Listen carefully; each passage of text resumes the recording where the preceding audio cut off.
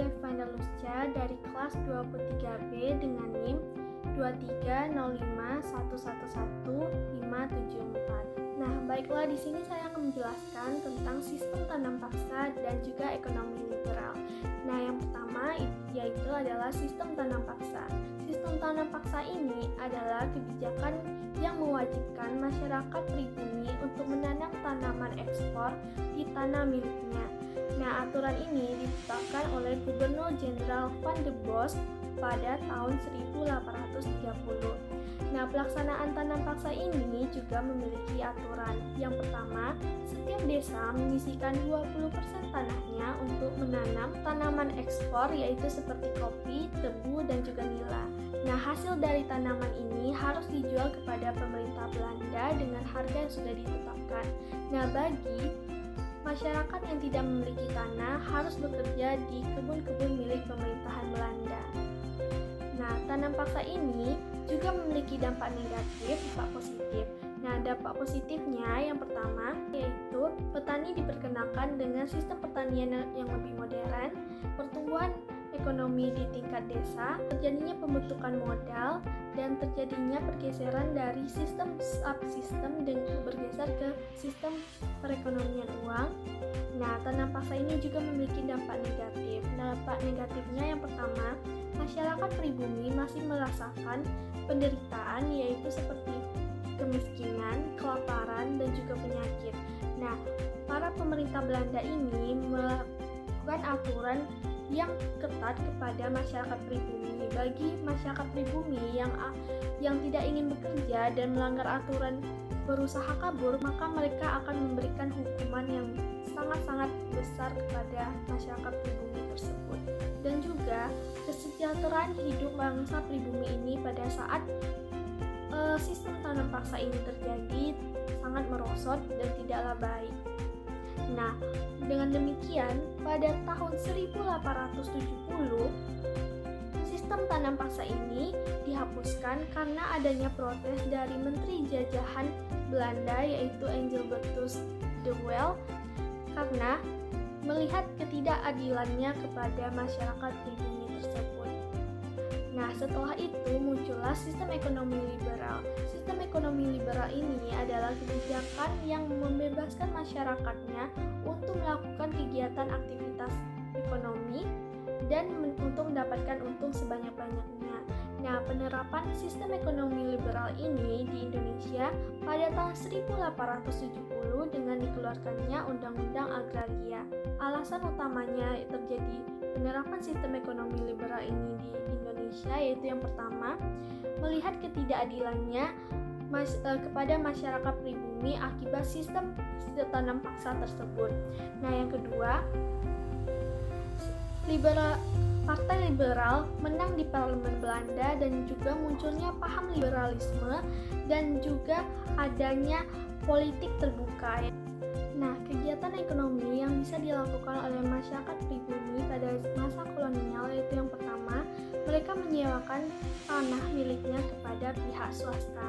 Nah, yang kedua, mereka menanamkan modal kepada pihak swasta untuk mendirikan perkebunan tebu, gula, kopi, bagian juga bekerja sebagai buruh perkebunan tersebut. Nah, ekonomi liberal ini juga memiliki dampak positif dan juga dampak negatifnya. Nah, yang pertama, dampak positif dari ekonomi liberal ini meningkatnya persaingan untuk kemajuan, meningkatkan efisiensi dan efektivitas untuk keuntungan, memberikan hak yang sama untuk menjadi sumber produksi dan juga kebebasan kepada masyarakat untuk melakukan aktivitas ekonominya.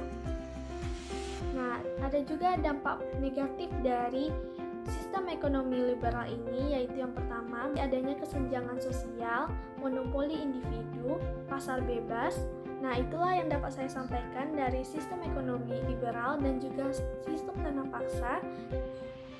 Baiklah, selanjutnya kita akan membahas tentang VOC. VOC adalah perusahaan dagang Belanda yang dibentuk pada tahun 1602. Nah, VOC ini memiliki hak monopoli dan perdagangan di Nusantara Batavia. Nah, VOC ini memiliki dampak terhadap Indonesia. Yang pertama, dampak VOC ini adalah mengurangi kekuasaan raja, memecah belah wilayah kerajaan, membuat rakyat Indonesia menderita, paksa dengan melakukannya perbudakan, penyiksaan, pelecehan, mengambil tanaman rempah-rempah milik Indonesia. Namun, VOC setelah itu mengalami keruntuhan pada 30 September 1799. Keruntuhan ini disebabkan oleh adanya korupsi dari para pejabat dari yang tertinggi sambil ke yang rendah di dalam VOC tersebut. Terus ada manajemen yang buruk oleh para pegawai VOC ini, banyaknya utang yang menumpuk, dan juga persaingan yang semakin bertambah, akhirnya perubahan politik Belanda. Maka dari itu, VOC ini mengalami keruntuhan. Dan setelah keruntuhan tersebut, pada 1 Januari 1800, VOC ini diambil alih oleh pemerintahan Belanda. Dan pada 15 Januari 1808 diangkatlah Herman W. Daendel sebagai Gubernur Jenderal Pemerintahan Belanda. Nah, maka dari itu, dahulunya Indonesia ini bernama Nusantara berubahlah menjadi Hindia Belanda. Baiklah, salah satu perlawanan rakyat pribumi terhadap VOC ini yaitu dengan adanya perlawanan dari Sultan Ageng Tirtayasa terhadap VOC. Karena VOC ini memonopoli perdagangan di Banten, yang mana pada saat itu Banten dipimpin oleh Sultan Ageng Tirtayasa. Sultan Ageng Tirtayasa ini melakukan perlawanan terhadap VOC pada tahun 1658 sampai 1659. Namun hal itu gagal dan diakhiri dengan Perjanjian 12 Pasal pada 10 Juli 1659. Hal ini diakibatkan oleh Sultan Ageng Tirtayasa ini mengalami konflik dengan anaknya yaitu Sultan Haji. Nah, pada saat itu lah VOC ini mengambil kesempatan dengan melakukannya taktik adu domba yang membuat Sultan Ageng Tirtayasa ini ditangkap dan harus menandatangani perjanjian yang akan merugikan pribumi. Selanjutnya, saya akan menjelaskan tentang masa kolonial Inggris. Nah, Inggris di Indonesia ini menjajah selama 5 tahun dari tahun 1811 sampai 1816. Nah, Inggris pertama kali datang ke Batavia ini pada tanggal 4 Agustus 1811. Nah, pada tanggal 26 Agustus 1811, Batavia jatuh pada tangan Inggris dengan adanya perjanjian Tuntang, yaitu pada tanggal 18 September 1811 yang dimana pemimpin Inggris ini dipimpin oleh Sir Thomas Stamford Raffles. Baiklah, isi perjanjian Tuntang ini yang pertama, Belanda menyerahkan Batavia kepada Inggris di Calcutta, India.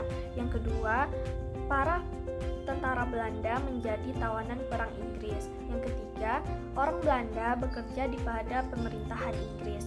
Yang keempat, hutang Belanda tidak akan ditanggung oleh Inggris. Dan yang kelima, Raffles ini berhasil menguasai seluruh daerah kekuasaan Belanda. Raffles ini juga mempunyai kebijakan. Nah, kebijakan yang pertama yaitu kebijakan pemerintahan. Raffles ini menegosiasikan perdamaian dan operasi militer di Yogyakarta. Salah satu operasi militer yang terjadi yaitu pada tanggal 21 Juni 1802 di Yogyakarta. Nah, Raffles ini mentahkan serangan kepada Keraton Yogyakarta. Karena Keraton Yogyakarta itu salah satu kerajaan lokal yang kuat di Pulau Jawa. Raffles juga memerintahkan ekspedisi militer ke Palembang untuk menggulingkan pemerintahan Sultan Mahmud Bararudin II dan merebut Pulau Bangka. Raffles bermaksud menjadikan Pulau Bangka ini sebagai markas tentara Inggris untuk melawan Belanda pas. Raffles ini juga membuat 16 keresidenan yang ada di Pulau Jawa.